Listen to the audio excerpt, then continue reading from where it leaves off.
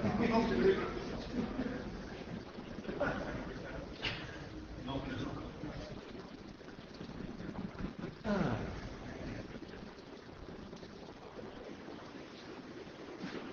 Well, your computer knows that the projector is there. Yeah.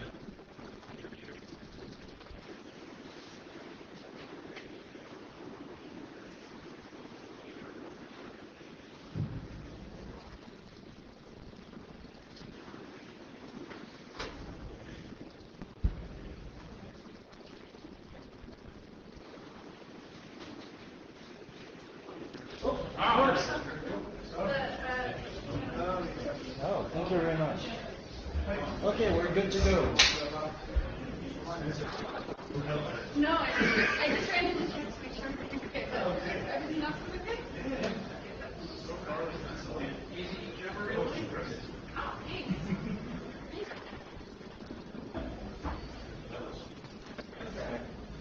Let's get going.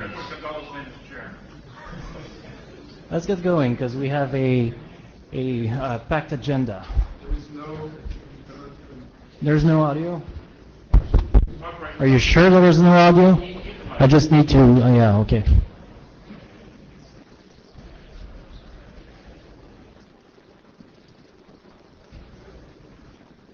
it working?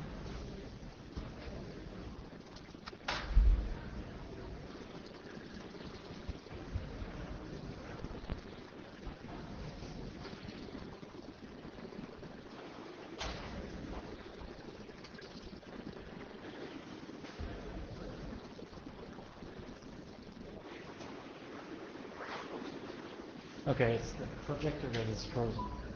Okay, you have to press the next. If it pops up that you want to perform the IETF, it freezes until you say yes. Oh, seriously? Yeah. Okay, thanks. Okay. Okay, this is Tram. Next slide, please. Note well. Next slide. We have a minute taker. We have a Jabber scribe. The materials are online at this URL, and the mailing list is where stuff happens. Next slide, please. All presentations are there. Yep. This is the agenda. Anybody want to make any changes? Nope. Let's go. State of the Tram. Since the last meeting, we have published one RFC about the ALPN label. We have sent two drafts to IESG. First one is about the origin attribute. We sent -04 and -05 was published in February to address comments.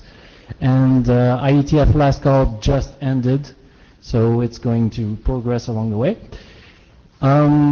The second draft that we sent to IESG in January is the third-party authorization. We sent -05, and now we're at -13. So a lot of iterations after having been sent to IESG. And now some discussions related to security have to be addressed. Right. So this way you can see everything. Well, no. Anyway, it's a slide. Okay. Anyway, the status of that is like we're gonna be meeting tomorrow for breakfast or after breakfast at some point in the morning with the security ID, so that we're gonna decide, how to address this. I guess everybody involved knows the time, and otherwise drop me an email. So basically tomorrow we will be reporting back to the mailing list on, what are the next steps basically. All right, next slide. During this time, work has been continuing on working group drafts. The turn server discovery draft, there are still big technical choices that need to be made. A presentation will follow. As for StunBIS and TurnBIS, there has been progress, and we will have presentations today as well. Next slide, please. Non-working group drafts. We have made an adoption call for turnover WebSockets. The outcome was that there's a need, the draft needs a new revision focusing on the problem statement. People could agree on the technical solution, but could not agree on the fact that there was a problem and what the problem was. So if people are still interested, because we haven't seen any discussion after the adoption call. So if people are still interested in this, we will need to see progress, and we will need to see a new revision with focus on the problem statement. And many other non-working group drafts were discussed on the mailing list since the last meeting. Next slide. Milestones. These are the milestones, the outstanding milestones that we have. As you can see, the tram has slowed down a bit. The last milestone was added maybe too quickly. Don't worry about it. If we decide not to work on WebSockets, we can just remove the milestone, so it's not binding. So we will eventually have to adjust the dates to improve realism. Next slide, please. That's it. Okay. So first presentation is turn server discovery.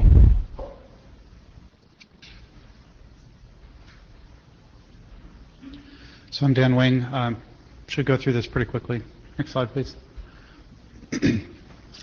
One of the discovery mechanisms we have in the draft we would like to remove, and that is one to do an inverse lookup of your own IP address. That doesn't work in a couple of scenarios, including if you're behind a NAT, you can't find a public turn server this way unless it's on a managed network where the PTR record points outside your network. It's not going to likely happen inside of a home. And also the V6 folks seem to be abandoning PTR records because they're not maintained very well. So it's not going to work well for V6. Please. Wolfgang Beck.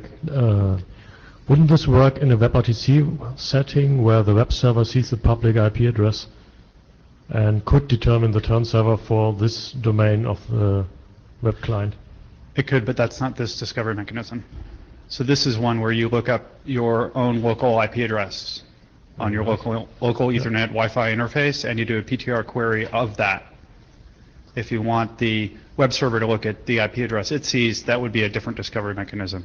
That's not this one. This is one of the ones we want to kill. It could take the client's IP address, do this this pointer lookup, and return the turn server in the web page. It could, but the text that's in there right now is that the client looks up its own IP address, which is the one behind the NAT, not the one that the WebRTC server sees and does that. I just want to mention the other use case. That would be a different use case. That would be a great one to bring to the list and see if that's one that other folks want to add in. That sounds good to me, standing here up front. Don't know. Does anyone have any objections to pulling this one out? This is where the client looks up its own IP address, does PTR query. Okay. Cool. Next slide. The other one that I'd like to discuss a little bit more is whether we want to include a DNS server discovery, service discovery for trying to find a turn server. There was some discussion on the list, and did anyone want to say anything at the mic for supporting this, discarding this? I hate DNS SD, I hate multicast DNS. I want things to work across routing domains, anything, whatever. Go ahead. I think we really would need to define a general mechanism to find those local infrastructure related resources, not just for Tram and turn servers, just for Alto servers. We had the same problems. Even for web proxies, where we never did an RFC, it was just some common implementation which had some pseudo standard. So I think this might be another topic to solve, not here, but maybe in a different working group. Yes, and I know HomeNet is trying to solve this service discovery problem as well. But the same thing for me as a service provider. It would be nice to be able to provide a turn server which has some additional qualities or something. Okay. So what's your suggestion for this working group and this document to do? That we don't say anything about this and hope that it gets defined later and create a new RFC, or? With that, but I think the solution Of course, we need a solution now, so we have to look at the solution you are presenting, but I think it's a more general problem. It is. I agree with that, for sure. Thanks. Hi, Adam Roach. I'm a little confused. I actually thought that general problem was what DNSSD was designed to solve. But, I mean, if you want to say something to that, go ahead. That wasn't my point. ahead. Okay, I was basically coming up here saying, as one of the people who was promoting this on the list, yes, I think this is extremely useful. I think it has relatively broad applicability, especially in enterprise environments. But I also can see this being potentially quite useful in residential setups as well. And I do owe text to you and the other authors that kind of expands on that. But I'm interested in helping with this. I've just been very short-cycled the past 6 weeks, which is about when I brought it up. Okay, thanks.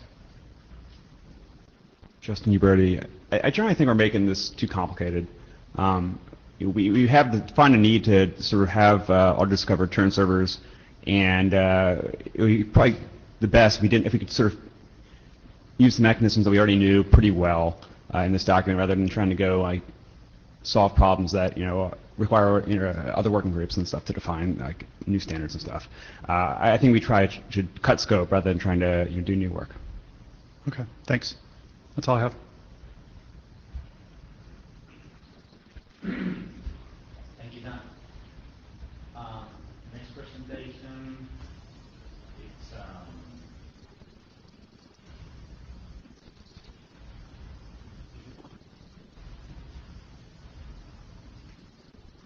seems like the system, didn't keep the order, so I have to do it manually. So if, at some point after we have the slide, let me know. This was the order, yes. Next slide, I suppose.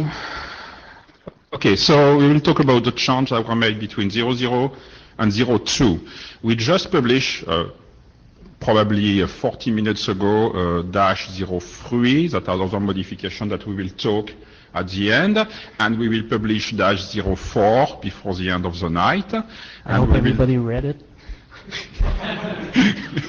No, this is why we will just explain what is in 03, but we'll not go more than this. But we will publish 04 before leaving Dallas, so hopefully we'll be done for a few weeks before a new version. So we sorted the slide by increasing order of controversy. So we will start with we can go quickly through it, and we will end with SCTP. Sorry, go back to the previous one. So we fix all the 3 errata that were in the errata database. Move the acknowledgement contributor, we don't care. So one thing, so this is one thing I discovered a long time ago when I did a protocol analysis on stun. So protocol analysis are useful, which was, there is some text that said that the RTO on the cached RTO should be discarded after 10 minutes, which was unclear in my opinion. And so I slightly changed the text to say that it is cleared if there is no transaction during 10 minutes. If there is transaction during this, then we still keep the same RTO. I think it's not an issue. Each time I talk with someone about stun, the person I talk with and myself are confused by the method bit allocation, to say the least. And I'm doing this since a long time. So I added a lot of C snippets at the end that are perhaps not clear, but at least are doing the right thing. So if someone can check them, this is C or Java code, it works the same, and it should extract the right bit inside. Next slide, please. Okay, so we merge part of a stun URI, especially in the DNS discovery section, explaining how to use the URI to get the IP address of the stun server, if stun server there is. And we slightly reorganize the text about default port. So here also no controversy. I suppose, just interrupt if you have something you disagree with. Next slide, please. So we did the same thing for a stun of DTLS, which was a way more bigger task. So I slightly reorganized the section to separate the exchange of methods that are encrypted, that are using DTLS or TLS from the other. So there is a lot of reorganization, but I think the text now is way more easy to read than what it was before. So we have a new transport. I updated all the cipher suite and compression restriction to match what is in RFC 7350. We explicitly said that a stun URI with only an IP address is rejected, cannot be accepted unless you provide a name separately. And we update the stun usage. There is a part of the text in stun that explains what you need to say about a new stun usage, and we added the text about transport applicability. Okay, so this starts to be a little bit more controversial. Another bug I found when I did a protocol analysis. So protocol analysis was telling me something strange, and I had to look more in depth in it. If you follow exactly what the specification said, between your first, when you do, for example, long-term authentication, you send your first transaction, then you have an error, then you send a second transaction. If you follow exactly what is said about the RTO, you have to wait, in the best case, 3 RTT before sending the second request, which I am absolutely sure nobody is doing anyway. So I thought it would be a good idea to have the text match the reality. So, and this is exactly what I did. So the idea is that we separate the transaction between serial transaction and parallel transaction. So a serial transaction is a second transaction that need information from the first one. You cannot send it until you have the response from the previous one. Parallel transactions are transactions that are completely unrelated. For example, in Tram, if you want to open multiple port or something like this. So you can send them at the same time.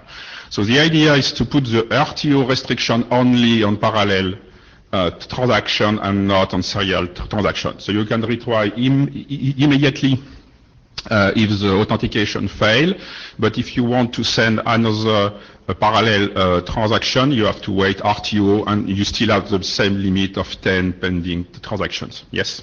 Jonathan, I mean, so I think, do we actually want to say dependent, or do you just want to say, the thing that's happened here is not so much that it's dependent, is that the first one has completed, right? There's not going to be any further traffic than that. So, if we just want to say this only applies to transactions that are actually outstanding simultaneously, or is that too strong? Is that going to break whatever transport unhappiness caused this restriction in the first place?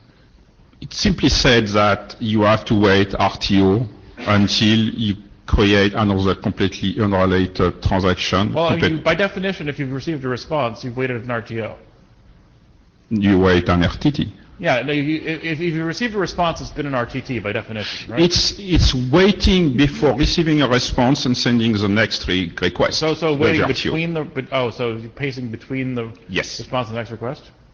And remember, this is modified by ICE. ICE has its own rules for this. So this is for non-ICE stuff. Does that include, is it all non-ICE, or do you mean ICE, or do you mean connectivity checking usage? Sorry? Do you mean ICE, all of ICE, or do you mean connectivity checking usage? Checking usage. Would it still apply to address gathering phase of ICE? I'm not sure if there is. Do we have an ICE expert? I think, I would assume this would mean certainly the talking to a return server, this would apply. Yes, it applies. Which is address gathering. Yeah. Right, so. Yeah. So, is there? What was the concern about having one transaction? As long as you only have one transaction outstanding at a time, is that still too fast according to the transport people? It was too fast to have. So the problem with ICE is that you create a lot of... Yeah, ICE you're creating them in parallel, sure. Yeah, and this was the reason why this was added. And the limit on 10 simultaneous pending transactions. Yeah, I know, but the point, what I'm saying, I mean, so if you, I think the thing you're arguing for the sequential ones, for the serial ones, is that you have one pending transaction at any given time. Yes. Right. So I'm saying that doesn't need to have that rule about the dependency. Just have one outstanding transaction at any given time, and that should be fine, whether or not the next one is using information from the previous one. Just, queue them up. First one completes, do the next one immediately as soon as you get the response. Yes. Rather Yes. than- okay. This is the sense of the Yeah, text. but I mean, I think it sounds like I think I was saying the same algorithm, but a stronger or a more lenient case of when you're allowed to do that, which is say Okay. whenever. Okay, someone has notes on this?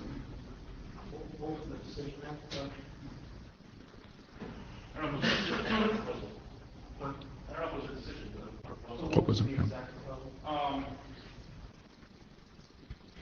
As I understood the initial proposal, he was saying that as soon as one transaction completes, you can start the next one if it is using information from the previous one.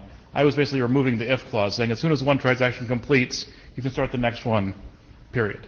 So Without in other waiting. words, wait before increasing the number of transactions to a single server. Right. Yeah, it's basically. Okay, yeah, it's, Yeah. Yeah, Jonathan, are you sort of suggesting if you're creating like two permissions that you would have to wait for the first one to complete before they're doing the second one? It sounds like that's what they were saying originally. Sounds like what the draft already says, that when you're creating two permissions, you have to wait for the first one to complete.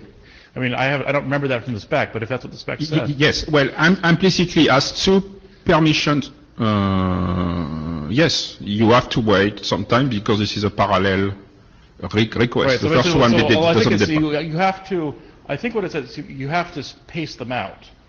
And what I'm saying is, if it's completed, that essentially lets you accelerate, once something completes, you can yank whatever's at the head of your queue that's being paced out and send it earlier. I'm not saying wait later, I'm saying wait less if something is successfully completed. But it doesn't allow you to, if you're creating, I mean, it's probably nobody obeys this. Probably if somebody has 50 permissions to create, they just send 50 transactions, but, I think your proposal will increase even more than what I was, will increase the rate even more than what I was proposing. My proposal is really on the same lines, on the same logical subsequent request that you do not apply the restriction. My intent was not to say, oh, you can now take a parallel one and use it and send it immediately. I just think it makes no sense to have rules that people aren't going to obey. If I don't think anyone's going to obey, waiting for a permission request to complete before doing the next permission, because you might have to create a lot of permissions to start up. So I don't understand why we're even saying we should do this at all.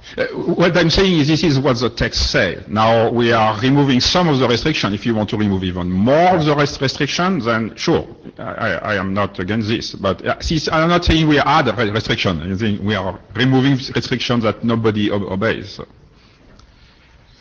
Okay? Next slide.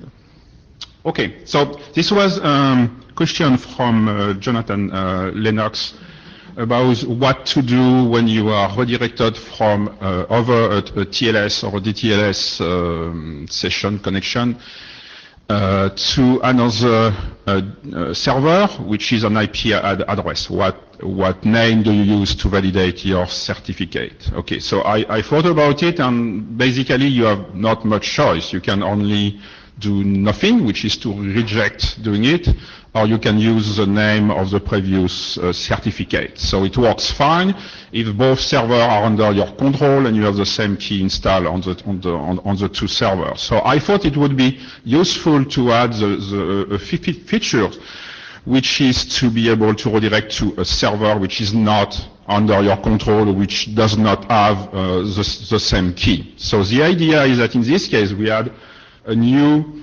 attribute, which is alternate domain, that contains the domain names that need to be checked for the next round. Okay, so it's simple, it's compatible, and it open a little bit more this. I honestly, at the time we did stun, I really didn't like the alternate address. We should have done the alternate name, but this is what we have. Jonathan, thanks. Does So that's only used for verifying the certificate? It's not, you Yeah. don't do a DNS resolution on No. it? So this would let you redirect to something that has a bogus certificate, effectively? You redirect to something, yeah, you have to do, the server has to do the DNS request, and then send the IP address that it. Okay, I mean, I'm worried about what happens when somebody, redirects to, server, it says the domain of the server is something that does not resolve to that IP address. Maybe you should trust it anyway, and maybe this lets you play games with certificates, but it's a little. Yeah, I don't know. So there's a draft term by name, which allows addresses to have names. Would it be just better to return a name in this case? I think it's just a fix in stone for this, and I think it doesn't prevent to do a whole thing by name separately. Well, what I meant is if alternate server was returned as a DNS name instead of an IP address, then we wouldn't have this problem. Yes. So I'm suggesting maybe that's the way we fix it. So you want to merge this draft? Well, I don't think we merge the draft. I'm just saying that term by name invents the idea of an address, TLV, that basically contains a domain name. And so you could return back, in the alternate server thing, you could actually return back some of the address family of name, and then that would solve this problem. Sure, but no, it doesn't solve the question that Jonathan was asking, is what do we do when we have only an IP address in this case? So we just said it fails. It fails if the original name doesn't work, and I remove the alternate domain thing. Okay. So? Why don't you just return alternate domain? Because first there is another draft doing this, and we just want to fix a small issue here.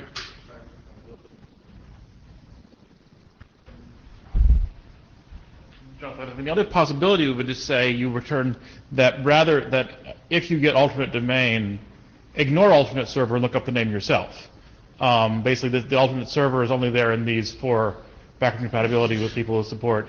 Yeah, exactly. The compatibility problem is that you still need to send the address. Yeah, but I think, so if you understand alternate domain, ignore alternate server. And then do your own DNS resolution on it. That way somebody can't play games there. Okay, but in this case, we duplicate the work which is done in the other the turn by name is for the peers, not the server. Okay, so what do we do for old clients? We send back both an address and the domain? That's what I'm proposing. Okay. Or you send back or the other possibility is only send back domain, have it be a comprehensive mandatory, and they'll say, I didn't understand that, boom, I guess I can't redirect. Yeah,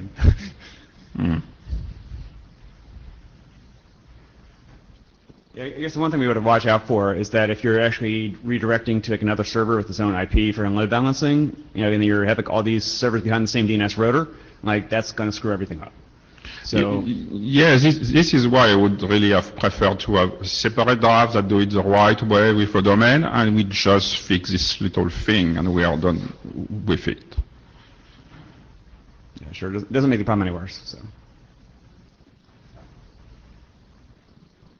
So we keep it as it.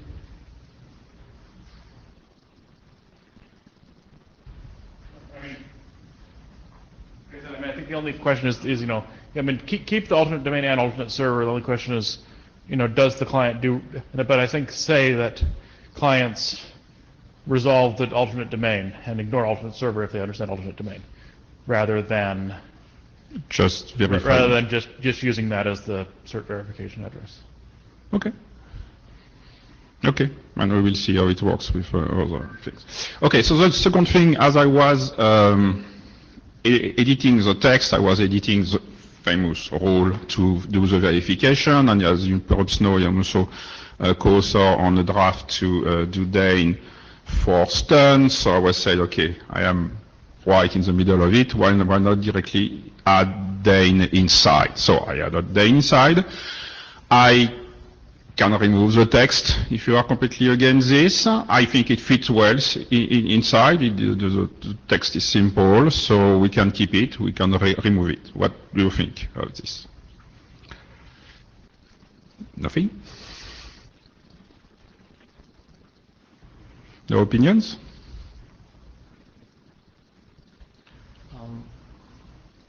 What was the problem with sharing nonce? We'll talk about this after. Yeah, without jumping ahead, on the second bullet. For regular stun usage, I know the spec says, do all the security stuff, but most deployments don't because there's really not much of a threat there. So I'm not sure that Dane protects us from much of a threat here.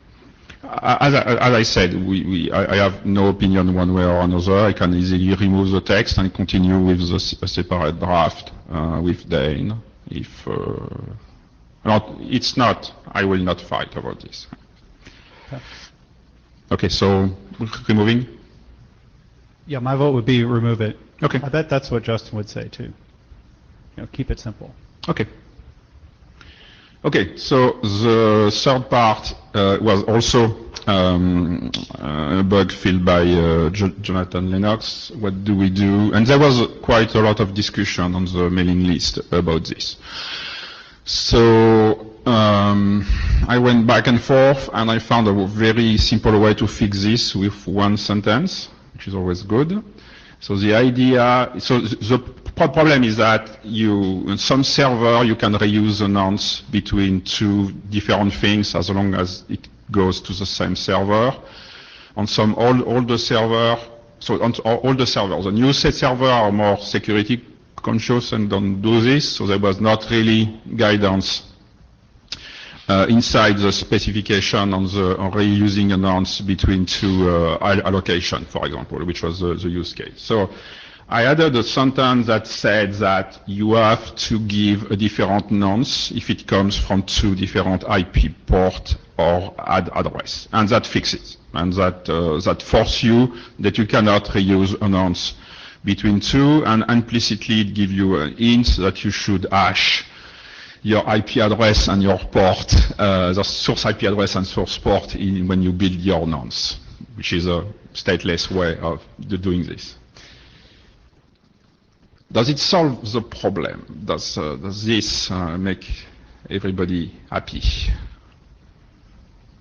At least it doesn't make people unhappy, so I think we will go with it. Next slide, please. Okay, so please wait a little bit. The one thing about that is for the various term mobility cases, that will be an extra round trip for what after the handover. Maybe that's okay. Maybe that's what you want, but for what? For basically for the nonce? Yeah, basically the nonce reuse means it's an extra. But basically, if you've moved, the various term mobility extensions that means an extra round trip to get a fresh nonce after you've moved.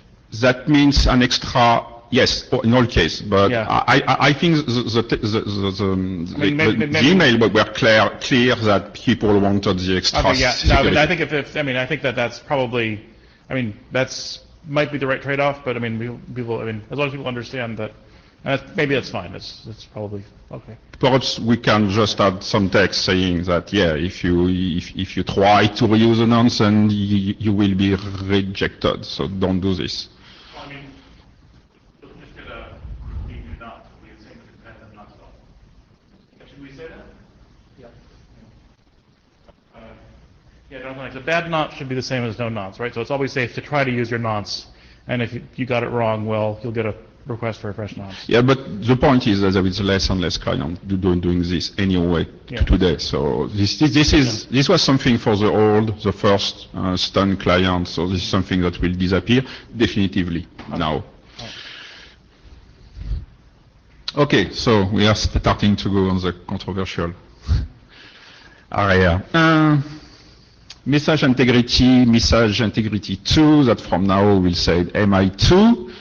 To go faster, so I try to make this as simple as possible. The idea is that hashMac SHA-1 is not broken. at all. Still works. Will still work for a long time. We moved to HMAC SHA-256 because everybody is moving there. So let's do it at the same time we do StunBIS.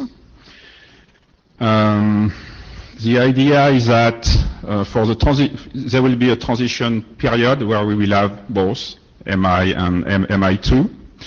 MI2 comes second. I will explain a little bit more why. And in, I don't know, 3 years, 5 years, we will release another version that said you can no longer do MI, and that's it. And when in 20 years some people will have a concern about SHA-2, then we will move to SHA-3 and we will do exactly the same thing. This is not an urgency. So it's relatively simple because you send the MI and MI2 only on the first transaction, and then you use whatever response you get, MI or MI2, so it's not on each transaction that you're doing this. And the reason we put MI2 after MI is because there is a very specific rule in the processing is that says that you must ignore the attributes that come after MI. Must.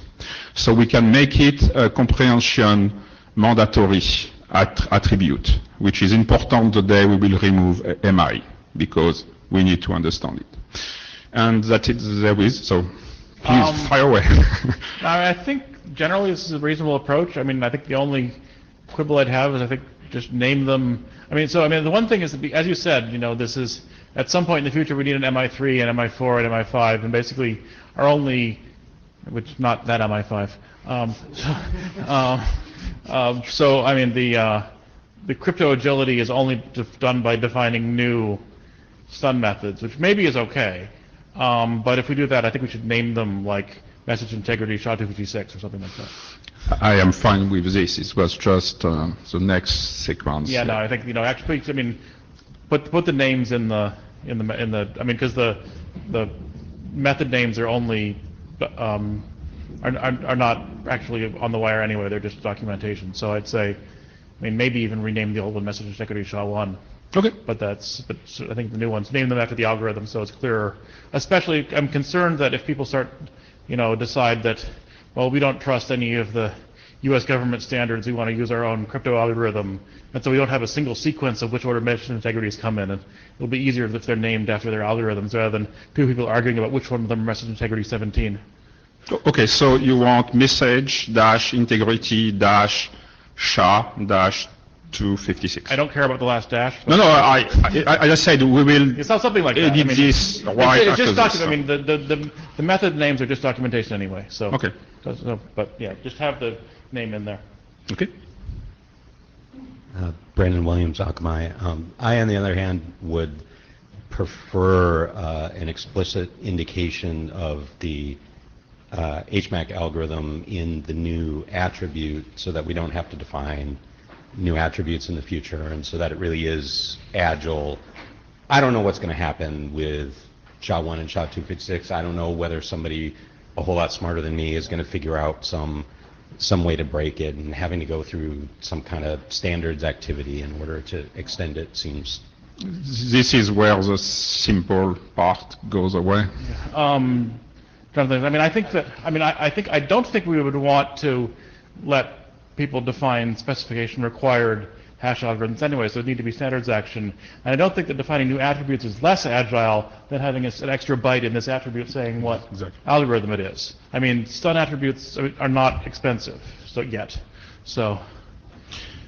Yeah, the problem, one of the problems I didn't talk about is that we are talking long-term authentication, but we need to think about short-term authentication, where we need now, if we do this, and we need now to modify SDP, whatever, to say what is the algorithm which is used to do this. If we don't want to add another exchange in front, okay, we reject this because we don't support SHA 512, and then we have to go back. So this is the simplicity part, is that we don't have to do anything in nice SDP, and simple.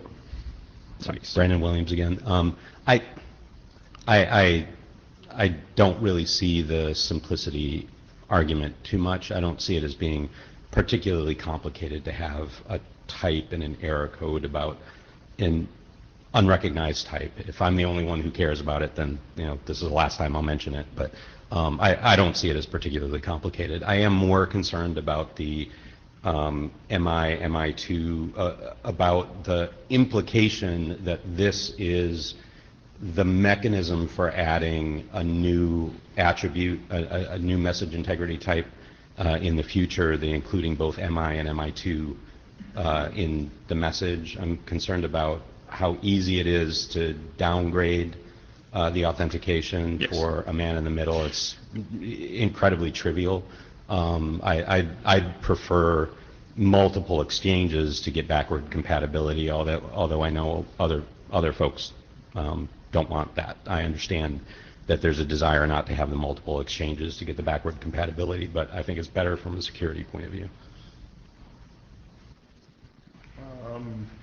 Jonathan, yeah, I mean, I think that, just from the point of view of simplicity, I don't see a substantial difference between having one slightly longer IANA table of attributes with a bunch of things named message integrity foo versus two IANA tables with things with where one of them is supported message integrity algorithms.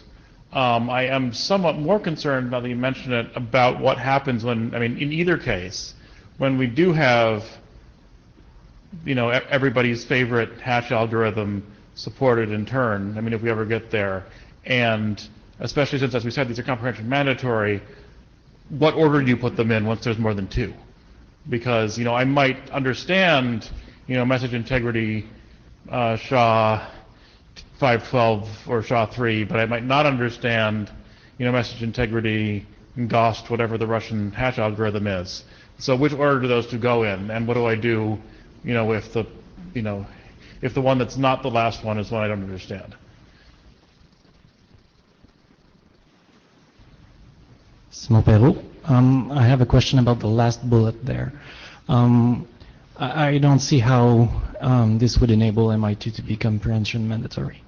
I just checked my code, and if there's anything after MI, the message is rejected, and the RFC is... Sorry.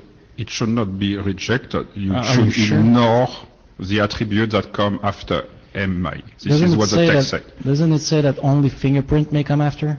No, it doesn't say this. It said you can put whatever you want after. It should be ignored. Should or must? Must. Must be ignored. Yes. Okay. And I don't know. I was not one of the original author of this, but I think this is the reason why they. Yeah, it could make sense. Still, it would be nice to just send such a message to current servers and see if they crash. You mean it will be interesting to see if servers are compliant with the spec or not? Okay. Justin Uberti. So for Turn, I don't care that much about it looks fine, but for ICE, I'm not super excited about having to send both MI and MI2. Basically, adding on 32 bytes times what could be 100 checks. We're actually talking about a decent amount of bandwidth, especially in emerging market networks. I'd like to have some way of kind of pre-negotiating this in like ICE options or something else like that. You might also want to do it for Turn, like in the initial sort of thing that gives you realm. You might also specify the algorithm supported by the server. That might also allow some hash agility in the future, because if you know the algorithms, you could have like some explicit indication, message integrity of what algorithm is being used. Okay, so what about we change the text and we said you must send MI and MI2 unless you have an alternate mechanism that let you know what is in use, and then you go to ICE or whatever, and you introduce a new thing that can say this. So we don't have to change too much this for various usage, and then you can have. Yeah, I think that'll be fine. I think the question then becomes like, do we want to define some sort of way of carrying this information in Turn, which I guess is out of scope for StunBIS, but maybe we'd want to define in TurnBIS. Yes. Okay. Steve Botsko. So if I didn't want to use a server that only did MI, would it be okay for me just to send MI2? What would break other than something doesn't connect, which I don't want to connect anyway? If you send MI2 only, as this is a comprehensive... It's violating your first transaction rule, I guess. What is the consequences of that if I actually don't want to, I'm not prepared, unwilling to use MI? You send MI... So if it's a if it's a short term, you send MI2 the first time and it will fail because this is a comprehension mandatory and the server will not understand it. So your transaction will fail. If it's a long term, the server will send the MI2 and you just ignore the MI. Right. So it only fails in the case when the server doesn't understand MI2. When the server does not understand MI2, so you send only MI2 and What then... if I only send MI2, period, and because I'm only prepared to use MI2? You think Tram is broken? Right. I have some belief that it's broken. So I choose to only send MI2. Why is that bad? It's not bad. If the server does not understand it, it will reject the transaction, and that's it. So that would suggest the first transaction rule might actually be stronger than you need it to be. And maybe it should be a should. You don't think so? I mean, so, Jonathan, I mean, the other possibility, I mean, as you said, I mean, I think for HMAC, people are fairly confident that SHA-1 is good for a while.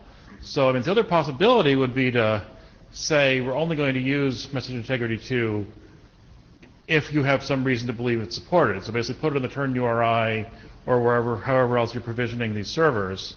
I mean, it's not so good because obviously this is only relevant when you have a provisioning mechanism to begin with because you have to have gotten your username and password from somewhere. Okay. And realm if you're doing long term. So, which implies put it in an ICE options, put it in a turn URI, and so on and so forth. If that's, and in the meantime, still just use message integrity. And I think, and that does solve a lot of the hash agility when we have 75 hash algorithms too, because you'll just know which ones are supported and you'll pick ones of the ones you know is supported. Okay, so we are back out of the simple zone. But the thing is that the main idea behind all of this was, okay, we are modifying stun, right? Mm-hmm. So it's a good time to move to something that we can live with for a few more decades.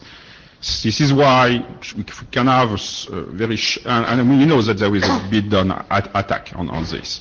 So let's have a transitional period as short as possible, move to SHA-256, and then we are okay for a long time. Again, we don't need it, we just want to go there. Yeah, I mean, I think as mentioned, especially for, as Justin said, for ICE, I mean, for turn, I mean, I think this transition is reasonable. For ICE, it scares me somewhat more, especially because I think the world of turn servers is going to get upgraded. Is going to get upgraded, and B can have bug fixes about this ignore trailing attributes things fixed a lot faster than maybe the world of ICE endpoints. Now the suggestion from Justin, which was to have an attribute that said we want to use we use MI2 and MI always unless there is an information from outside that said to do not, could solve this easily for ICE. Needs an update on ICE, but it's less, and we still have the full security there. Yes. Brandon Williams again. Just on that last bullet again about the comprehension mandatory. So if I understand correctly, the MI and MI2 are both being sent for backward compatibility, and you're saying that the text in the draft about processing of the message integrity attribute means that the text about processing a request and responding with an error to a request that contains any unknown comprehension required doesn't apply. No. If they are after MI, yes. Okay. I'm not sure most of the letter codes. Okay. Yeah, I'm not. I'll read it more carefully to see what. Yes, I agree with this that. is at least how I understood it since a long time. Oh yeah, it does say must be all references as well. Ben Schwartz, I just want to emphasize that this is not a pressing cryptographic issue. Until recently, maybe even still, the PGP had HMAC MD5 used as a critical component, and it's not seen as insecure. So HMAC SHA-1 is really fine. So if we want, hash agility is great, but we don't need to rush. I agree. The idea is we are modifying stun. Let's do it at the same time. If people said we don't want it, then I will be more than happy to remove it from here. Because yes, there is a bit done.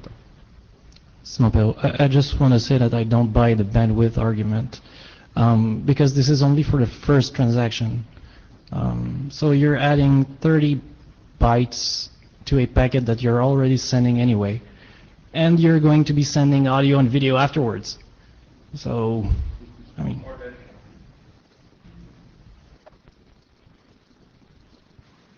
So for turn, sure, but for ICE, if you send like 100 connectivity checks, like that's 32 bytes times 100, that's 24 kilobit.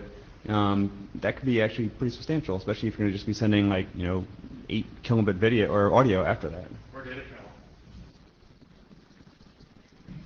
Like, not everyone's first world network. The JavaScript that you just downloaded for doing this is like a meg.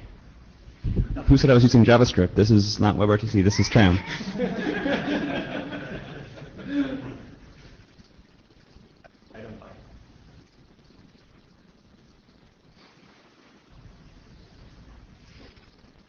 Dan Wang, I think for ICE, what Justin proposed earlier is the way to go. That avoids bid down attacks. It avoids also having to calculate the SHA-1 and the SHA-256, which is kind of silly for the poor client to suffer through, as well as the bandwidth. So I think that's the way to go for ICE. What we want to do for stun, I don't know. I don't think we really need this for stun. We just need this for turn, and we need this for ICE. Stun generally doesn't do 100%, right? Yeah, exactly. Except in the spec. So I think let's kick this out to turn, and let's kick this out to ICE. Well, you cannot move it to stun to turn per se, because all these long-term and short-term authentication are written in stun. So this is stun as a framework, not stun as a way to retrieve the IP address. But I would word it such that it's only applicable to turn and not for stun itself. Stun to go off and talk to a stun server, but only when you're using it in turn. We can work on that. It's already the case where the mechanism are usage by usage, so you can define on each usage in turn, especially if you use it and how you use it. So maybe what we want to say is how this transition works is usage dependent. Whether you do message integrity 2 or 1 or both is usage dependent. Yeah. The other thing I was going to say is I just checked my implementation, and yes, I will reject any message if it doesn't either end in message integrity or message integrity and fingerprint. Other than that, I will assume doesn't have an MI field. So I can fix that bug, but I do have that bug in my code. Okay. So great, we found a bug. I was going to mention that Tram already has, or the turn already has this proposed thing for password options. So if we're going to go to, pass that down as part of the challenge, maybe we can just pass down the message integrity options as well. I think we have all the framework in place to do this already. Justin, while you're at the mic, can you just summarize what the conclusion of this is? Oh, yeah. So I think we're saying that the overall sort of framing of this is going to be as described, but whether you include one or both is going to be sort of usage dependent. Stun doesn't use this, it won't matter. For ICE, we'll have something in ICE BIS that'll talk about this. And then for turn, we'll probably have some mechanism for passing down in the initial challenge the supported hash mechanisms. Jonathan, just sort of amplifying or sort of generalizing that slightly. Obviously, anything where you're using message integrity, you have to have already had some way of provisioning username and password. So presumably whatever that mechanism is something on which you can onto which you can attach something that indicates what hash algorithms are supported. Okay, next slide, please. Okay, so now, and this is a problem which is orthogonal to the previous one, which is the hash, which is used for the password, for your database, all your password, and only for long-term authentication. So when RFC 5389 was written, the two algorithms no longer match. You remember this comes from HTTP digest, where the same algorithm is used for authentication and for hashing the password. Since 5389, it's no longer the case. We use SHA-1, HashMac SHA-1 for authentication, and we use MD5 for the password, because at the time, this was to match with the SIP database, which is, by the way, still using MD5. I would have hoped when I wrote this that SIP would have moved to something else, but no. So here, MD5 is broken, so we need to do something. So the idea is that we have this time, we have a negotiation to negotiate a better hash algorithm for password. So the server, and again, this is only for long-term authentication. The server proposed, there is a new attribute that proposes a list of algorithm with eventual parameters. The client choose one and use this one to hash the password, which is used after with HashMac. I added a magic prefix on the nonce to prevent bit-done attack. If you want the detail, it's in the draft, but the idea is that the nonce cannot be modified, and that on the next round it's protected by the message integrity 1 or 2.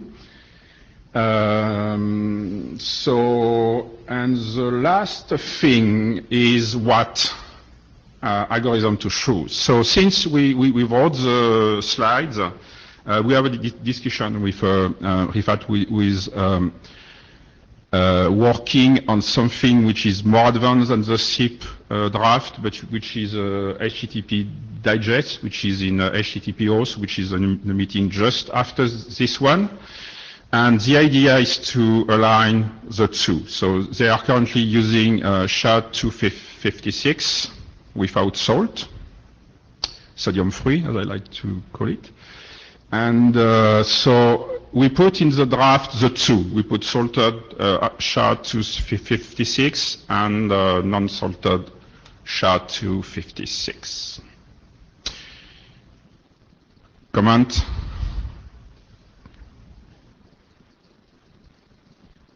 Oh, last thing I forgot, the draft also established a INR registry for future password hash. Some of us really like decrypt.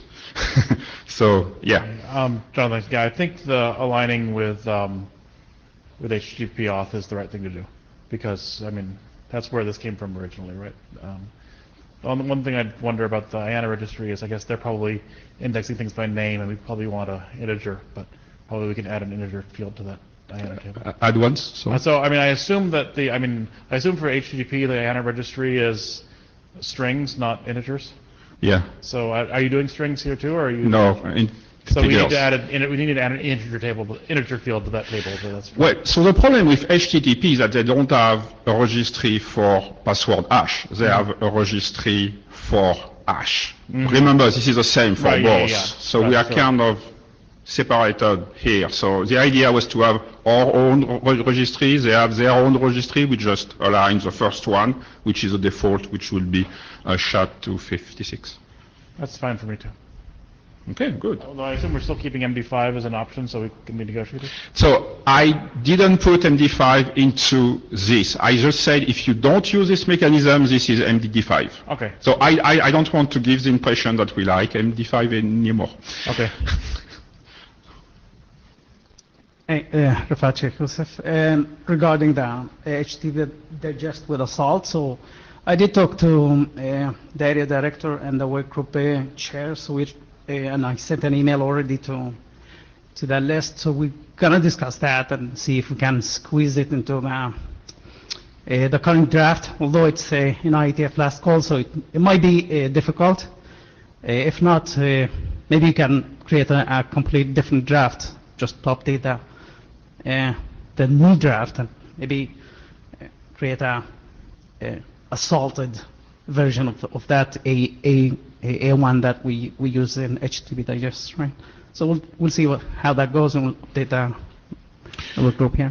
Okay, so the question is, what do we put in the draft tonight? What do we prefer SHA-256 because this is what you have currently, or do we prefer SALT in the hope that you can do something? So let's see what happens first, if we can push it, and if it gets into the draft as into the HTTP draft, the salted version, right, and then make a decision. But otherwise, it's up to you guys here. I mean, my advice would be, let's align to whatever they do. So if they go SHA-256 only, let's do that. Okay.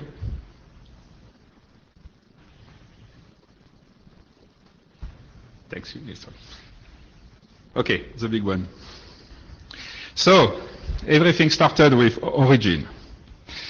Origin has some text inside which said the size of the attribute can make a packet bigger than the MTU. So obviously, fragmentation being not light, we need to have a mechanism to fragment, right? Or not fragment, but we need something. So I was not that happy with an idea to add fragmentation to stun, because fragmentation is complex. There is a lot of security issues, so let's do something else. So the solution to solve the problem is to having someone else doing it, and in this case, I propose to do SCTP over UDP, which is doing this fine, and they have a lot of experience in this. And the second reason, the reason why I think that SCTP over UDP is not so bad is that the browser already are doing it for data channels, right? So it's not like they have to bring a brand new stack into their code. It's a little bit more work on the server side, but certainly not on the client side. Okay. We chose the order SCTP over DTLS over UDP. There was a huge discussion on the mailing list. There is no other reason, and I repeat, no other reason than to align this to WebRTC. And on the draft, I said 2 bits to demultiplex. We had a meeting on Sunday with the people from AVT Core, and we changed this to 8 bits. So we reserve only 1. So it's less, the range is only 1 byte, which is currently 5, but it can be whatever we want. So let's start first about SCTP and how everybody hates it. So I feel like this is the classic case of going and trying to solve every problem that might come up, regardless of whether anyone actually is bothered by this. Origin is only sent in allocate requests return, and so the payload size of allocate is actually quite small. Not counting origin.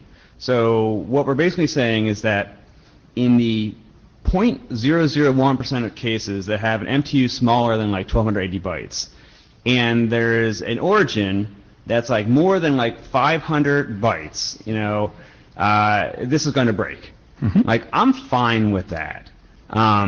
And if people are really concerned about this, like finding out what your MTU is and like truncating the origin at that thing seems just fine. But the average origin is 20 bytes, the median. So this is only going to break in like degenerate cases on the most like antiquated network equipment. I feel like we're making a really complicated solution to a problem that just doesn't exist. Well, so if it doesn't exist, why there is some text in origin? I remove the text in origin and everything's fine. Say you cannot send more than the MTU and we are done. I mean, actually, what I would say is I agree that this should be handled by somebody else and that somebody else should be IP. IP fragmentation actually works more often than you think, especially since this is going to be outbound through the NAT, where inbound through the NAT is generally where the most likely case where IP fragmentation doesn't work. This will almost always be outbound through the NAT where it does.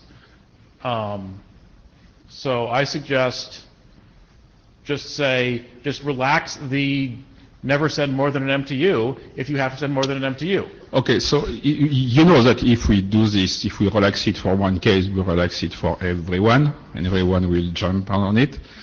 I mean, maybe it should be, one of the 6919 really should not send more than an MTU. Really should not. Yeah, please don't, you'll be unhappy, but if you really Please. have to. Yeah, it doesn't work, Right. But yeah, no, I would say, you can't, this is your first message. You can't do a path MTU discovery anyway. So how do you know what your MTU is? This is an allocate request. Okay, so yeah, okay. Let's finish and I have another proposal. So, Brandon Williams again. I think the text is in the origin draft because I have raised the point about the language that's in the stun draft about fragmentation, and I agree entirely with the suggestion that it's perfectly reasonable to just relax the text in stun and change the must to perhaps a should not, or change the must not to should not, or whatever is appropriate, I can't remember. But a must to a should, and then everything's fine, because most of the time the fragmentation is going to be just fine, and the goal is to avoid fragmentation. If it's going to be a really small number of messages that fragmentation might apply to, not that big a deal. And there's the one case of the allocate request where you don't know, where the text says do not send more than the minimum MTU if you don't know. That's the one I particularly object to. I just wish that one had never been written. I understand why it's there, but never liked it. If we just changed must to the shoulds, I'd be happy, and be happy with removing the text from the origin draft. It might not be in there. It's something that's been raised and maybe that was set aside to the stun draft to resolve the. Alan Johnson. Yeah, I'm not thinking what that text is either, but certainly, we can definitely remove any of that text from stun origin, and basically just say that don't truncate the origin if you think you're going to exceed the MTU. Yeah, 5389 should anyway. Should be less than MTU. But yes, but well, it should have been a conditional must. I really hate this should thing. Should have been a conditional must, because it's only to test the MTU that you can exceed. That's the way it's written. Yes.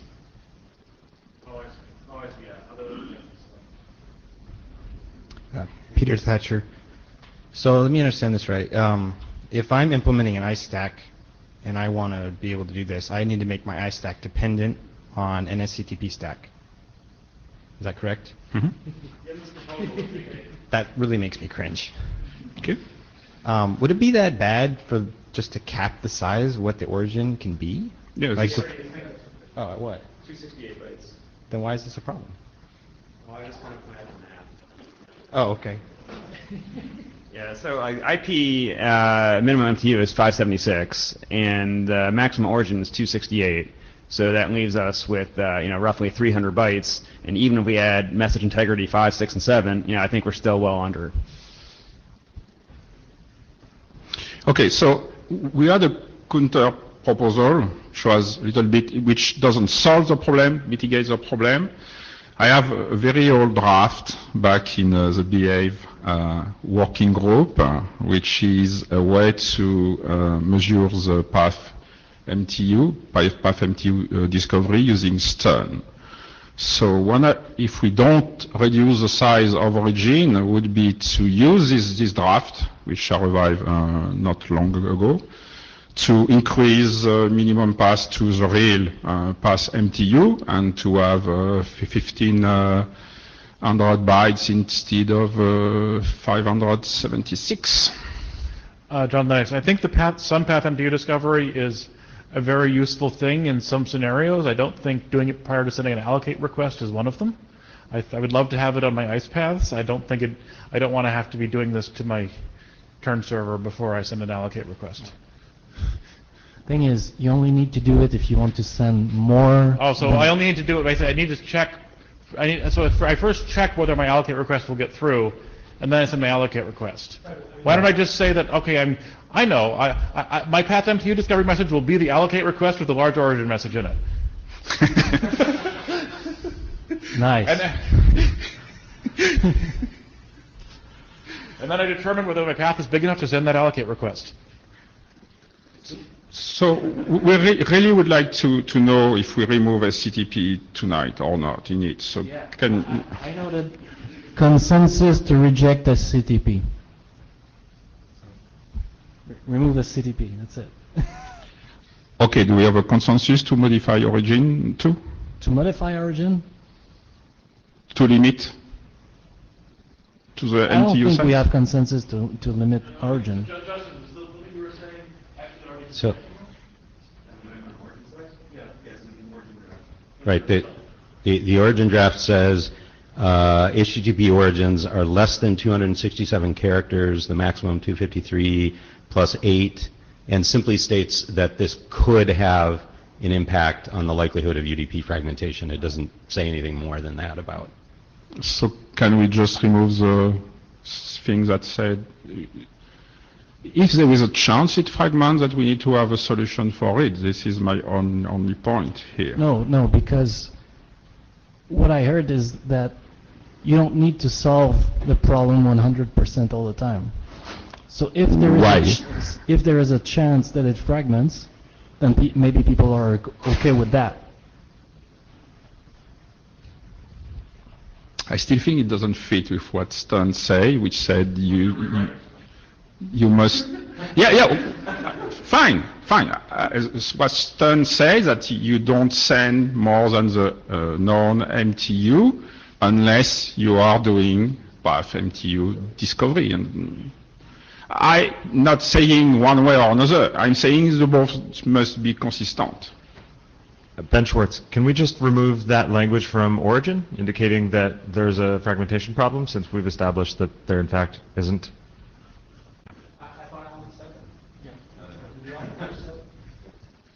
I would be fine with this. Mosen, just to second what Jonathan said, don't go out of your way to get away from IP fragmentation. That text is probably there to say, in general, do not use IP fragmentation. But for very rare, exceptional cases, it's okay to use it. I know many video systems that will send video much bigger than 1,500 bytes because of some limitations in negotiating packetization modes, and it still works in plenty of networks, plenty of times. So I don't think there should be much more discussion or consideration for this little nuanced case. Alan Johnson, yeah, we can leave the text in origin that just says, this is what the size of the origin might be, and remove the text that warns about the MTU size. Perfectly happy to do that. Would anyone scream against that? No? Brendan Williams. I don't think there's any problem with the text in the origin. I don't have a problem with it getting changed. I think the problem is with the text in stun, and I would really like to see the must change to a should, just so that it's clear to people that we recommend against fragmentation, but if you think you need to do it, do it. Okay, my experience with programmer, when they see you should do something, it means they will not do it. Okay. At all. I think we need to move on. Okay. So. Okay, so this is the end of what we had in -02. So we have one question, one last item of things to do, which was, do we want to add more, not more example, do we want to add example at all in stun bis? Most of the examples which are more vectors related to long-term and short-term authentication are in a separate RFC. Do you feel that there is a need for example in stun? In which case we can copy some of them from this draft or put some new one. I don't know. Well, speaking as an implementer, the nice thing is you don't need vectors now because there are so many clients and servers around. So. When I try to read the document, that at least that section that talking about long-term authentication. I had lots of problems trying to understand the details, and maybe a flow diagram might help with that, right? Okay, well, the kind of diagram we talk about. Yeah, today, exactly. I see. Jonathan, the next. Other than the addition of message integrity 2, or anything about those stun vectors no longer correct? Or is it just you want to have something for the new features? I mean, if it's still true, just incomplete, I think it's much less pressing than if we decided something in there is actively deprecated or something, but I don't think we have. No, Because if that's still valid, then just leave it. I mean, it's still valid with message integrity. There is no change. Now it could be a good thing to have vector for message integrity. Having vectors for message integrity 2 specifically, and for the new password hash specifically, I mean, probably would be useful. I mean, maybe even just say here are the things. Maybe have a section for here are the vectors for the new things introduced in this. For everything else, see 5769 and cite it. But we still need new examples. Need, right? I mean, they'd probably be useful. I mean, but I mean, it's not the end of the world. I mean, it'd be good. I mean, especially for crypto things, it's generally good to have vectors because, it's hard to do interop testing until somebody else has implemented it too, and then you have to argue about who's right. So what I hear is to reference 5769 to add vectors for MI2 or whatever it will be called, and to add more diagrams about the long-term authentication. Yeah, and the new SHA-256 password hash also. So like. Oh yes, yeah. right. New vector for the new hash thing. Okay, good. So we release a -03, which has already a new security consideration section, which update completely the IANA consideration. I spent some time with the IANA people here. They explain me exactly what to do. We will need additional reviews, and I hope that this year we'll be able to have a working group last call. Thank you.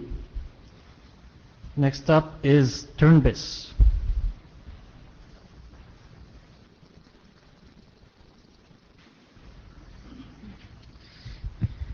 Okay, I'm Alan Johnson, presenting on behalf of the authors of TurnBiz. So, been 2 revs of the document recently. The major changes relate to adding support for IPv6 and also adding support for the single socket dual allocation. Next slide. And as we've talked about that in the past, it's basically creating a couple new attributes and 1 new error attribute, and doing an allocation of an IPv4 and v6 at the same time. Next slide. So this is the additional attribute family attribute, and there's also a requested attribute as well. I'm sorry? Yeah, they're very similar. Next. And then this was the address error code.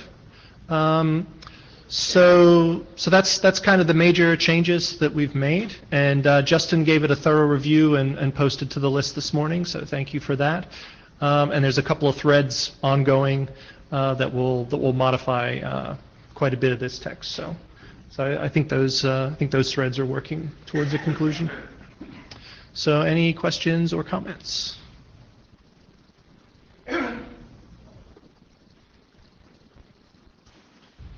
Okay. That was short and sweet. Thank you.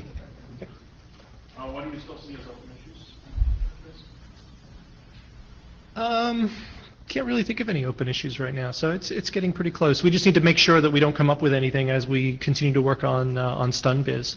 I think that'll be the major. Should people review the current version or wait for a new revision? I'd say wait for 1 more version. Okay. Yeah. Justin? I was just thinking about the whole thing we talked about with the message integrity stuff, but then I realized that was a StunBiz thing. Okay. Next up is discovery of path characteristics using stun. Sorry. Yes, Varun Singh, I'm presenting on behalf of the rest of the author team. So the problem to solve with this mechanism is that how do we prioritize? Is this the right slide set? Okay. I changed some things, but perhaps Because I received 2 versions and I put the latest one. yeah, out of order, I suppose. No, it's running out of battery, so let's just do this. So let's go back. I think I do remember. So the problem with to solve is that when you send ICE requests or binding requests, they're immutable, or you can't distinguish one from the other. And that provides us with a nice possibility when you're doing connectivity checks to get path characteristics if you could distinguish one from the other. So that when we have several candidates, we would be able to prioritize them in a more meaningful way.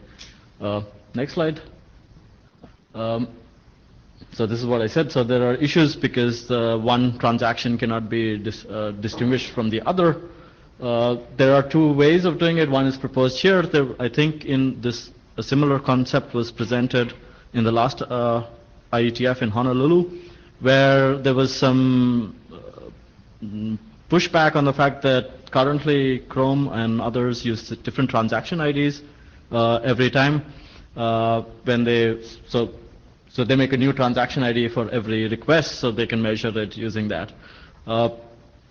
So I guess the bigger question right now is which way should we go? Should there be new transaction IDs every time? Or if we keep the same transaction ID, if we choose to keep the same transaction ID, then we need an alternate mechanism such as the one proposed in this draft. So perhaps the first question to maybe to discuss is which way do we want to go? Do we want to change the transaction IDs every time, or do we want to keep the same transaction IDs? So if anyone has feedback on that, it would be appreciated. And actually that was the slide that was with the motivation and the alternative solution. Dan Wing, yes, that'd probably be better to have your slides. That's okay.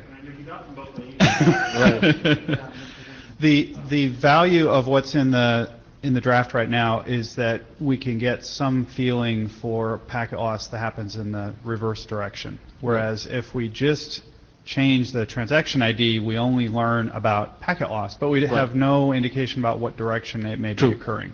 That is correct. And that can help a bit. It's not going to change the world, but that can help us a little bit in making a choice. So, yeah, so if, can I see the next 2 slides, I think?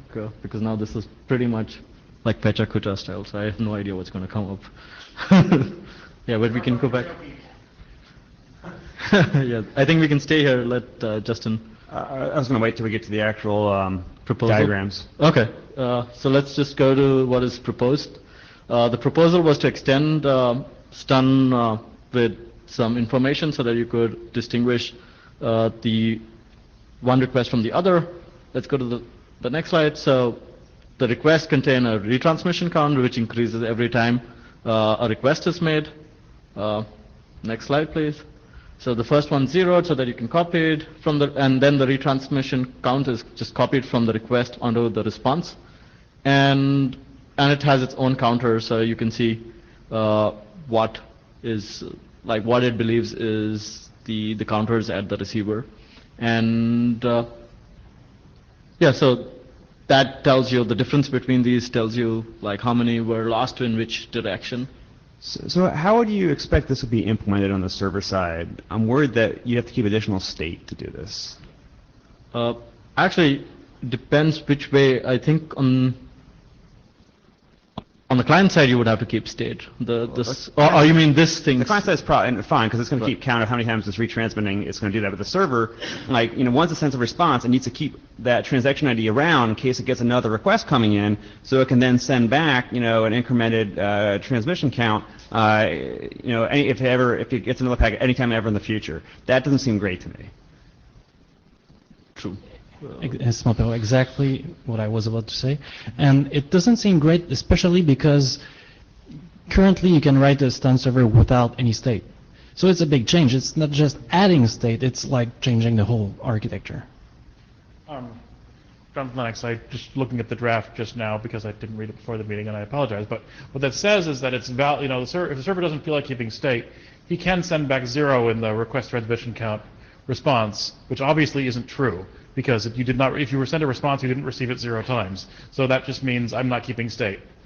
So it's valid if a server isn't keeping state. He says, I don't know, I haven't kept count, but this is how many. This is the response. At which point the mechanism is effectively. So I assume you would send back 0 for your pure idempotent requests, and for non-idempotent requests you would probably keep some state around for some period of time. Like if it's an allocate or whatever, you might actually say, hey, I've heard from you already. I know this is the same request, so I'll keep a counter because I have something, an object to attach the state to anyway. Dan Wing, for idempotent, you probably would just not support this at all. Well, I mean, you still Yeah. have to. Well, you could. You have to. This is primarily for ICE. So the server in ICE is your remote peer. He has some state for that socket and everything else that he's doing to try to help you out and to try to get that connection up and running anyway. So yes, there's a transaction ID that he needs to remember in order to increment the counter. It doesn't need to be remembered forever. It can be discarded after whatever we write down in the draft. 5 seconds, the next transaction ID, who cares? Whatever. We'll find something that works and you throw it away. Yeah, it just requires a timeout, for instance. So, Ben Schwartz, in the context of ICE, you're going to actually start sending media over one of these paths, right? And your media flow necessarily basically has to have loss characteristic monitoring built into it in order to have working congestion control. So I really don't understand why I would want to put this into stun. I'm never going to send enough stun packets to use that as a source of statistics. My packets are all going to be media packets as fast as possible. Right.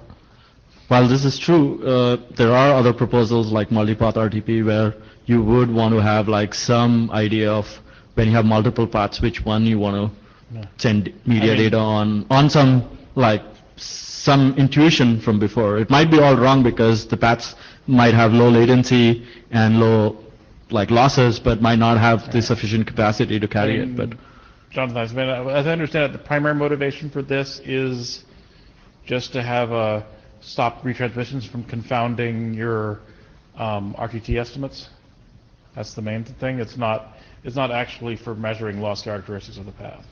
You could do that, but the best thing is you get some RTT estimates. Yeah, the loss characteristic is the actual motivator here, right? So.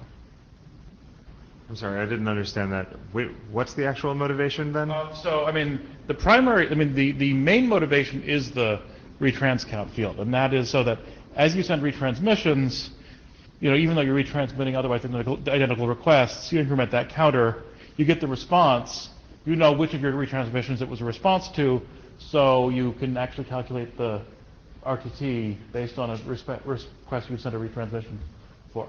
Okay, but that's not an advantage over unique transaction. No, it's not. No. Okay. So. Yeah. So that's why other than, I think the disadvantage of unique transaction IDs is it does break non-idempotent requests. I'm not sure we have any non-idempotent requests, but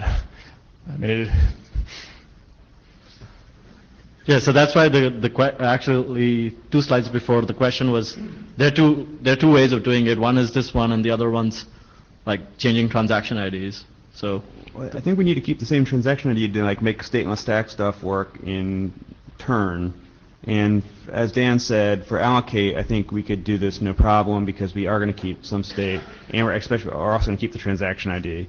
And for ICE, I do think this would also be probably useful for the continuous nomination stuff. As Ben said, yes, the media path that your selected pair, you'll know what the loss characteristics are, but if you're trying to evaluate another pair, you can find out the loss characteristics on that path. Now, you might find out the loss characteristics change when you start moving media over it, but all the same, having some information is better than nothing, and it's cheap. For ICE, this definitely makes sense. Right.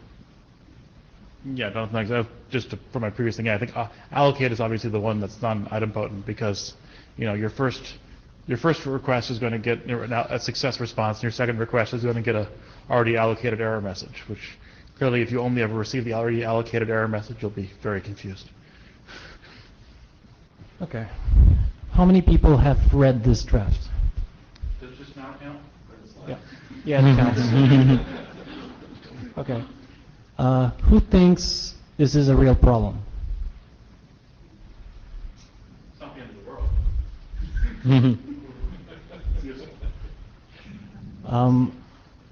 Does anybody think this is? Yeah. Okay, Well, go ahead. Sorry. It's not going to change the world, but giving ICE some more information than we have today would be good. Okay. Because today we are pretty static in what media paths we choose. Okay. Does anybody think that doing something like this would be bad? Would not be a good idea?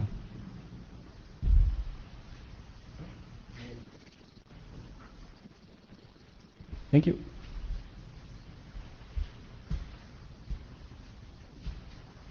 Next up is turn by name.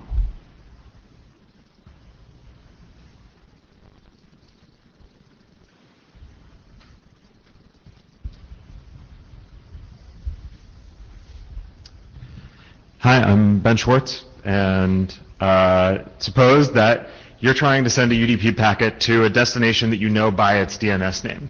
So like, for example, you could have an ICE candidate that was given to you. That's the remote ICE candidate. It actually has a name in it. Now you might think that this is ridiculous. Why would you ever have an ICE candidate with a DNS name in it? Because it's always made by stun, right? And so it's just going to be, it's going to be your host address, or it's going to be something the stun server saw in a source address of an IP packet. Well, it turns out that RFC 5245 actually does allow ICE candidates to contain DNS names, and I don't actually know what you would use it for, but it is allowed, and so you have to support it. Or what if you're doing one of these fancy new turn things where you have to send all your UDP traffic through a turn server? So there's like for example, if you have the auto discovery, then your network administrator is telling you that basically you should send all your UDP traffic through here. So that means you're going to be sending UDP traffic to DNS names through the turn server. Or basically any reason that you're trying to use a turn server the way you would use a proxy. Any of those things, you're going to end up having to talk to a DNS name. So you can do this today. It's pretty straightforward. You get a DNS name, you do a DNS lookup, and then you resolve to an IP address, and then you try to contact that IP address through turn. And that's fine, but what if the network administrator doesn't allow some DNS lookups? So for example, if you're on like an airport wireless network, if you allow people to do arbitrary DNS lookups, then they'll start tunneling IP over DNS, or there's lots of reasons you might not want to do that, but you would still want to allow some users to access a turn server to escape from the network, or basically any network that is generally restricted with DNS in some way, but turn is an escape hatch in that network, however that happens. This is also sometimes important if DNS is supposed to be different for different clients, like with a split horizon DNS, where your local DNS lookups inside the network are different from the lookups that you're actually going to perform to the global network. They're essentially different from the name resolutions that you'll actually get from the external interface of the turn server. So the solution that we came up with was that turn should actually provide some method of resolving DNS names. That way the client only contacts the turn server, and DNS packets in the port 53 sense only actually flow between the turn server and the DNS server, not between the client, not ever to the client itself. And that gives network administrators the ability to have unified access control. So you can say, like, I don't want to give you any network access except if I've authorized you to use the proxies on this network, and so you authorize them for your TCP proxy, you authorize them for your turn proxy, and you're done. So how can we actually do this? Well, one way to do this would just be to actually tunnel DNS through turn, so hard-code a DNS server, and just send tunnel port request to port 53 on that IP address through turn, and you can do that. It has some advantages, like you don't have to do anything to turn, and it has some disadvantages, like the client has to hard code the IP address of a DNS server into their implementation, which I think is pretty scary, but some people don't think that's so bad. Next. So another thing you could do is you could add a new message type to turn. We thought about this. You would just have a thing that says, turn server, please resolve me this DNS name, and it would reply back and say, this is the IP address that that resolves to. And that will work, at least as well as all the other stuff we thought about, but it's very, very different from anything that turn does today.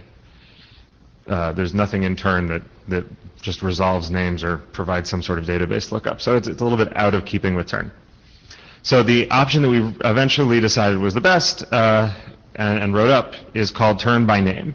And so the idea is that you actually just use all the usual connection verbs, allocating ports, and then you can either send messages or you can receive messages or you can open a channel. And just all the places where you would specify a remote IP address, now you have a format that you can also specify a DNS name.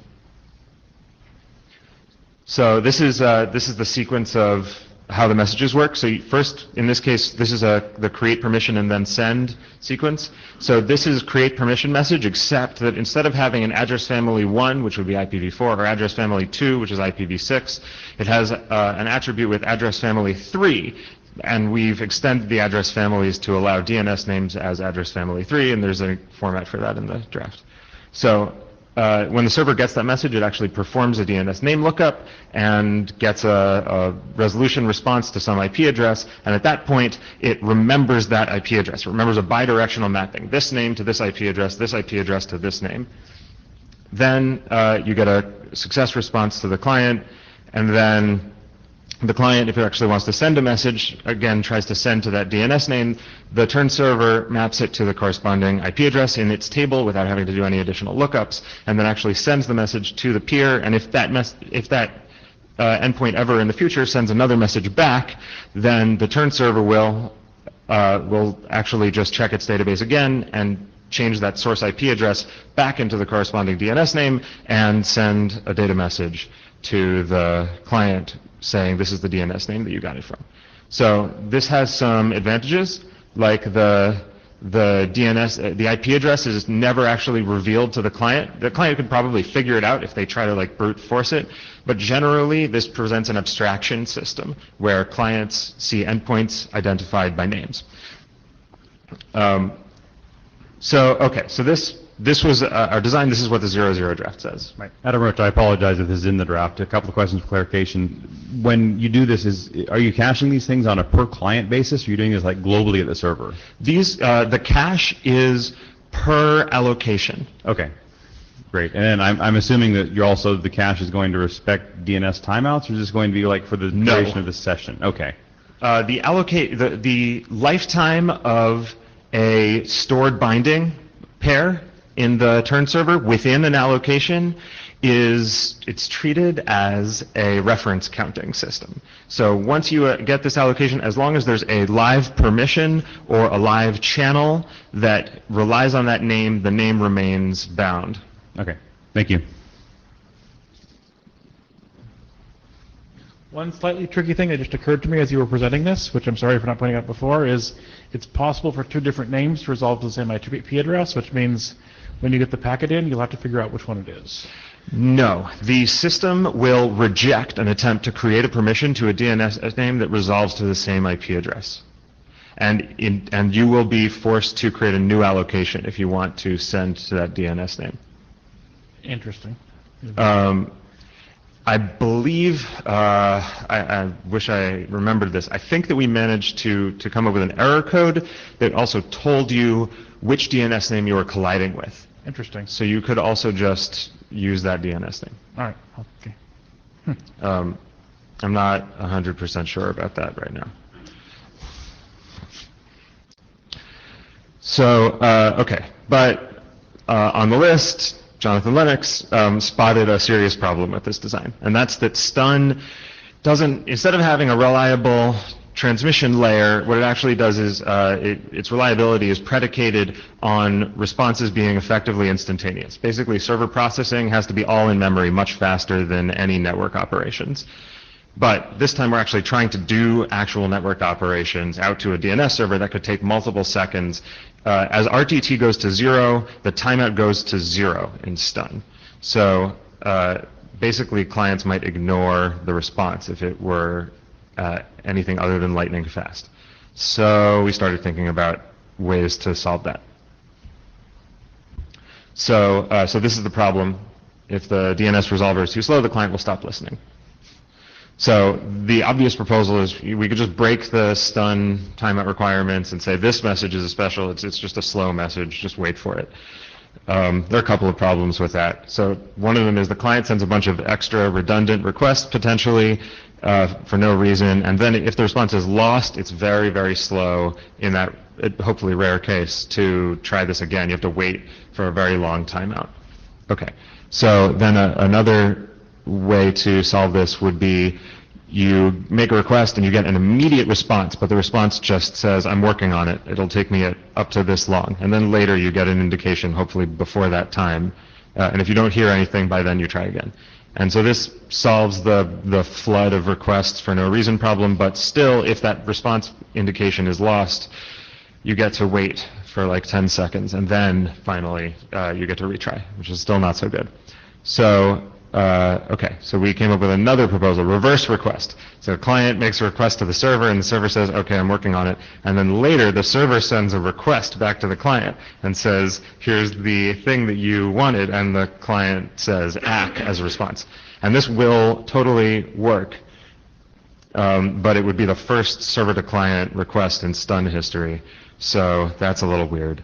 Okay, so ultimately our favorite solution is what I'm calling E again. So the client makes a request and gets an immediate response with some error code that means I'm working on it, try again soon, here's how soon. 200 milliseconds or some server determined value.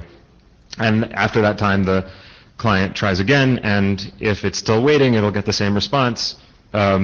If the mapping has actually been established, if the DNS server has responded, then the permission will already be installed, and so it'll get the success indication for a redundant create permission. So, okay, in conclusion, turn by name lets you connect to a DNS named endpoint, and it makes everything look a lot like a proxy, very familiar to anybody who deals with proxies in other contexts. But it still needs a little bit of discussion on this, on the design choice generally to maintain this abstraction barrier, and on this new proposal on how to handle the timeouts.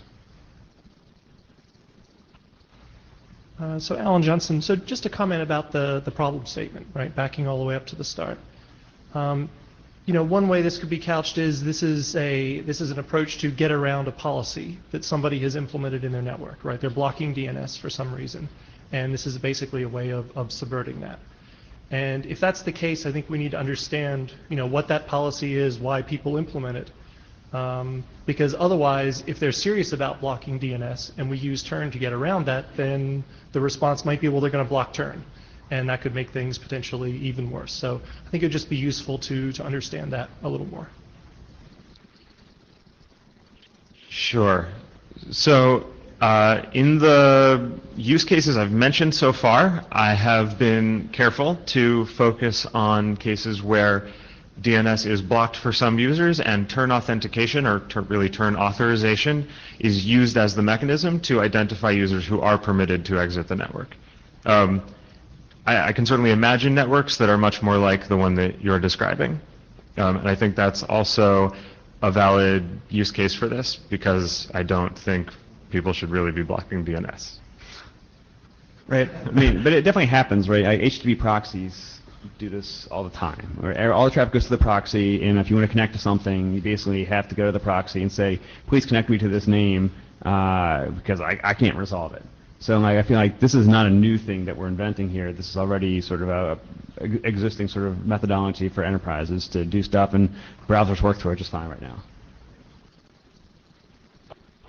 Jonathan, it occurred, I not having actually read the draft in detail, only your description of it online, I didn't realize the hiding pure IPs thing, and thinking about it, I think that breaks ice, because I don't know what to put in my connectivity check response. Connectivity check response. I'll let Justin handle it. So 5245 actually talks about what happens if you get a candidate with a domain name. In SDP, yes. But it's not what I put in SDP. It's what I put in my because when you send a when I send a response to a connectivity check, I put the IP address I got the packet from in the response, and that's how you get pure reflexive addresses. Right, and you're saying in this case the XR peer address is going to say foo.com, Yeah. and like what do you do instead Yeah. of sticking that on ice? So I'll just more mention. study needed. I'll just mention that the flip side of this is if you get a DNS named peer address in SDP and you attempt to contact it and the response appears to come from an IP address, then you will accidentally generate a superfluous peer reflexive candidate because the IP address is not going to be on your list of known remotes. Superfluous pure reflexive candidates happen all the time, and it's not the end of the world. Superfluous pure reflexive candidates happen if, when, you happen to be behind the wrong kind of NAT, and then you hardly use them. They're just, that's just the address you discovered you have. I don't see, why did you want to hide pure IPs in the first place? What is the motivation? I think the real motivation is for parallelism with other kinds of proxies. Because HTTP Connect proxies and SOX5 proxies are both designed to do exactly this, connect to a domain name and never reveal the IP So you go address. connect over your HTTP proxy to what is my IP, But that doesn't tell you, no, that doesn't tell you the remote peer's IP. So when you're trying to connect to... Okay, you connect out to, DNSresolver.com. I don't know. The other thing is we didn't want this to be API to become an oracle for DNS. That if DNS is blocked, we don't want you to have this perverse way of doing DNS by going through a turn server. Okay. I'll ask the questions. How many people have read this draft or listened to the presentation? Okay, about 10 people. Harold. One more question, security thing. You said did I hear you right saying that the cache is per client? The cache is per allocation. What's an allocation? It's a socket on a turn server. So when you're connected to a turn server, you have the ability to open multiple public-facing ports. Each public-facing port is referred to as an allocation. And that is the scope. One such port is the scope of this cache naming. Okay, so the attack I was worrying about was that you could probe the cache to see if anyone else was using a specific name. But that doesn't work, and I'm happy to see that. So, in a sense, I think it will, because one of the designs here, a big part of this design is that the turn server doesn't have to contain a DNS implementation, because all of these operations are sufficiently high level that you can just call, the turn server itself in C code or whatever can just call get host by name or get adder info, whatever the operating system API is. So if the host has a caching DNS implementation, then this will return immediately if that server has resolved the domain recently. So the particular case I was thinking about was that if an admin knows that a particular service hosts both evil.com and good.com, he could probe for good.com and get back an indication that, oh, someone has touched evil.com because that's the name returned in the cache. That's what I think. I think that would actually work if there was only one cache, but at the level you're describing it, I don't think it works, and I'm happy that it doesn't. Okay.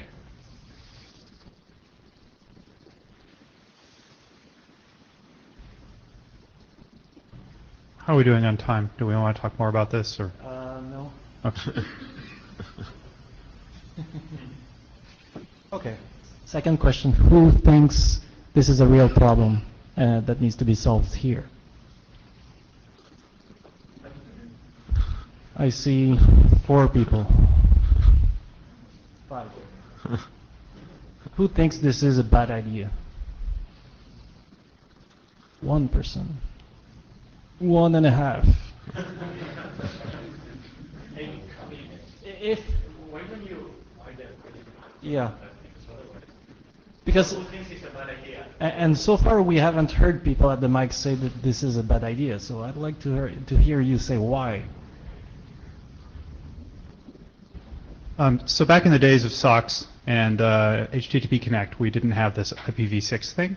I'm worried about how IPv6 Happy Eyeballs isn't in here. I'm worried also about DNSSEC, which also didn't exist back in those days, is not mentioned at all in the draft, and how we would propagate those sorts of things that, might, who knows, in the next year or 2, 5 years, be something that the host wants to handle, so that the turn server is handling that on behalf of the host. Right now there's no discussion in there, and that's just a maturity of the document thing. So that's why I asked if we had time to talk about it.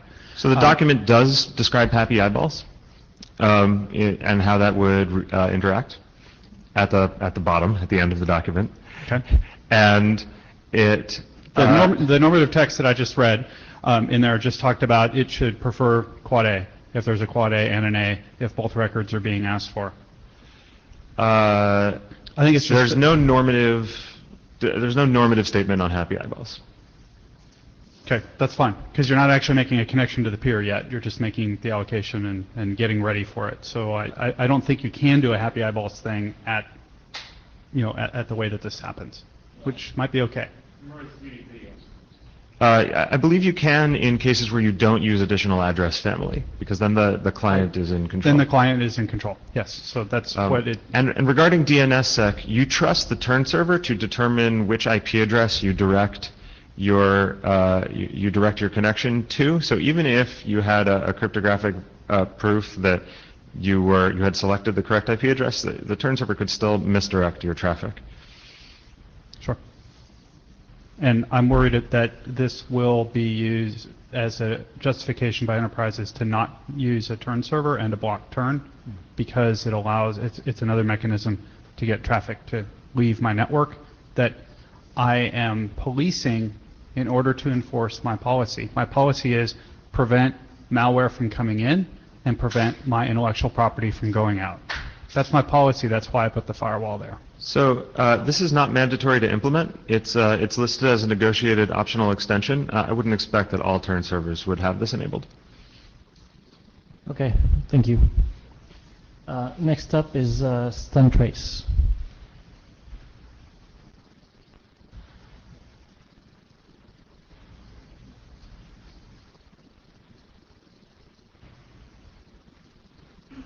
We will obviously not have enough time for all presentations. It happens, sorry. I'll be quick. So this is stun trace route. Next. We have some IPR declared. Why do we do this? We want an accurate media path trace route that follows the exact same path that the SRTP packets flows. This would make debugging of complicated networks a bit easier.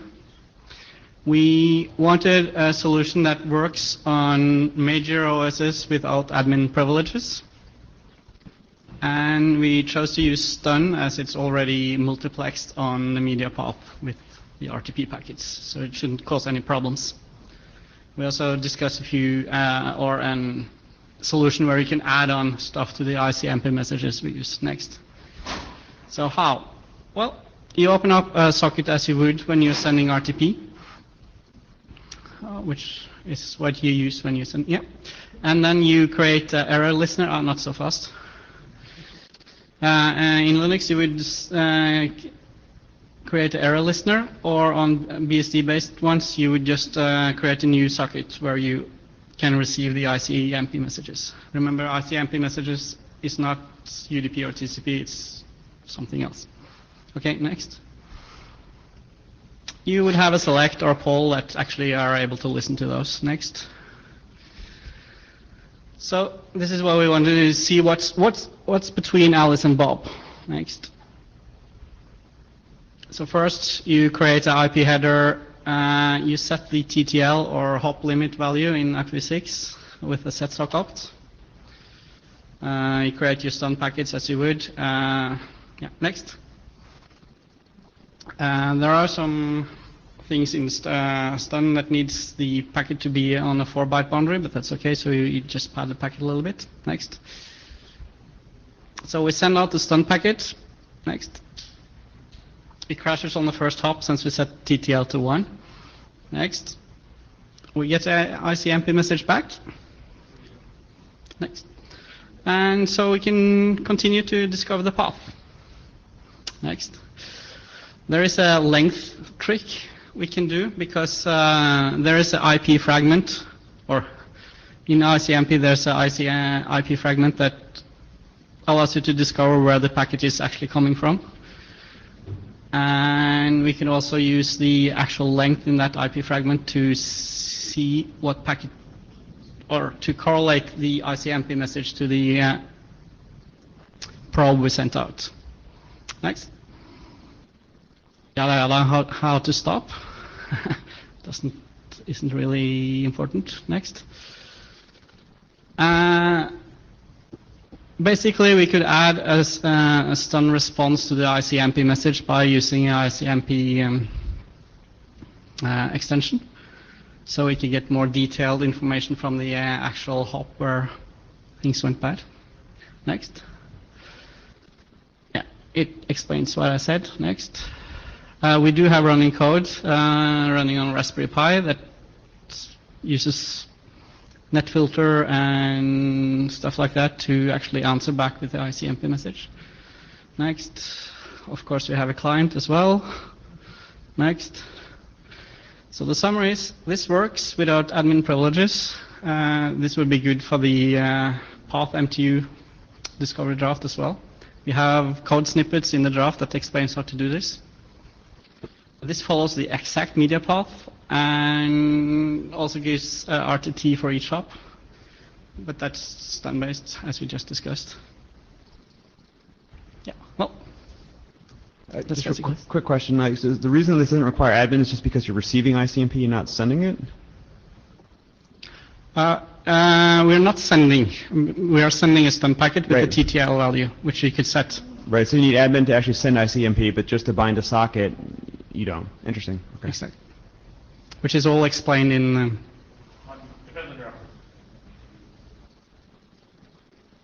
What?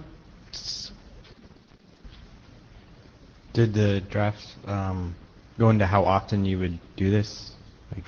Because the media path can change. Like, when you want to collect this data of the media path, then you do it. For debugging on demand. Yeah, for debugging, yeah. Jonathan, I think that not all operating systems let you get the actual ICMP packets as received. There's usually some way to get it translated into a socket error or whatever, at least. Though that can be tricky can require bound UDP sockets, which has its own set of headaches. But I would be very interested to see what OS is. We have tests on. We also have a running test for Windows. Old Windows? XP? Not all Windows. We have some code that works on Windows.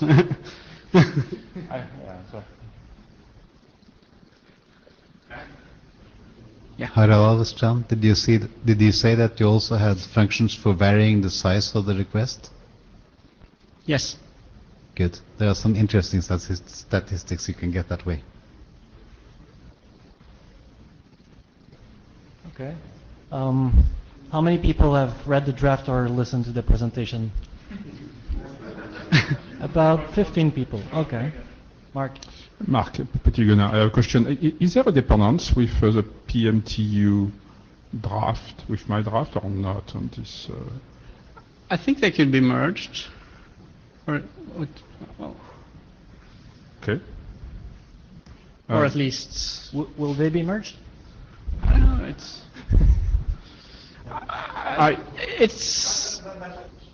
it's separate issues, but at least some I of was just the wondering if they would be progressed independently or merged. I don't care either way. I was just No, wondering. probably progressed independently, because they solve a different problem, but the basic mechanics of receiving ICMP is still there, which is Can useful for you both. do the comparison and post something to the list? Would be nice to see if there's overlap or if they're doing completely different things. There will be overlap on how you handle ICMP. Right, right. But the functionality is different. So Yeah, my only question is, should I continue to push this draft, or it should go back to my archive folder? That's my main question. The PMTU draft. Dan Wing, so I think the PMTU is solving the whole end-to-end problem. This is purposefully trying to just tickle the end and find out, what all the routers are on the path, like a regular trace route that you type in on the command line. But I think they're hitting different problems. The code that we end up all deploying may look a lot like what's in these appendixes. I'm so that we don't sorry, need privileges, but we're over time. Thank you very much, everyone, for coming.